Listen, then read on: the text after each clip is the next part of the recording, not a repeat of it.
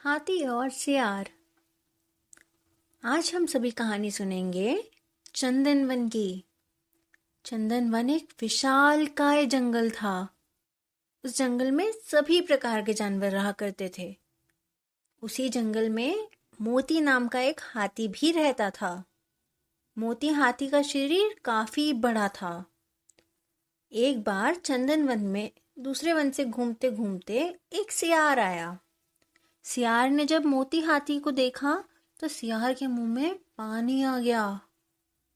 सियार ने सोचा कि अगर मैंने इस हाथी का शिकार कर लिया तो कई दिनों तक मेरी भोजन की समस्या का हल हो जाएगा।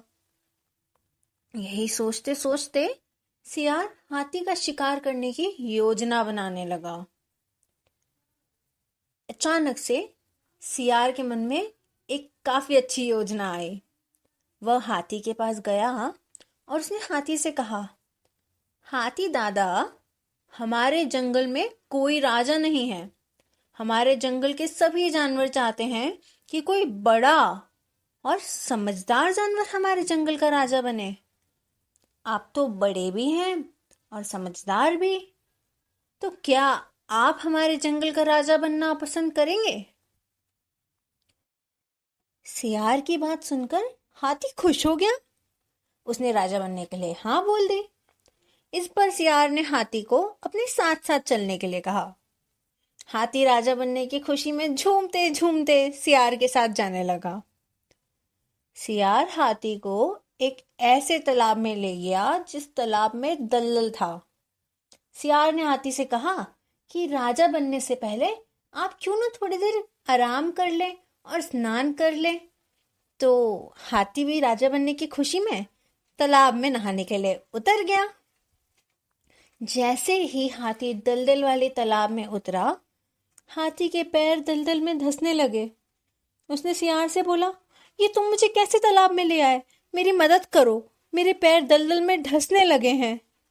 हाथी की बात सुनकर सियार जोर जोर से हंसने लगा और बोला, मैं तो तुम्हारा शिकार करना चाहता था, इसलिए मैंने तुमसे राजा बनने की झूठी बात कही थी। अब तुम दलदल में फंसकर मर जाओगे और मैं तुमको अपना भोजन बना लूंगा। सियार की बात सुनकर हाथी की आंखों से आंसू आने लगे। उसने बाहर निकलने की बहुत कोशिश की, बार बार सियार से मदद मांगी, विनती करी, लेकिन सियार ने उसकी कोई मदद नहीं की और हाथी कुछ देर के प्रयत्न के बाद मर गया। हाथी के मरने के बाद सियार हाथी को खाने की लालच में उसकी पीठ पर चढ़ गया। हाथी को खाने की लालच में लेकिन सियार ये भूल गया कि वह भी हाथी के साथ दलदल में नीचे चला गया और अंत में सियार भी हाथी के साथ धीरे धीरे दलदल में धंसकर मर गया। तो बच्चों, इस कहानी से हमें यह शिक्षा मिलती है कि जो दूसरों के लिए बुरा करता है उसके साथ भी बुरा ही होता है। इसलिए हमें जीवन में कभी भी किसी के साथ बुरा नहीं करना चाहिए।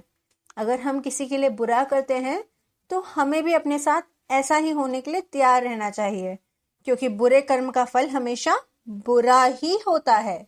इसलिए किसी का बुरा ना करें। धन्यवाद।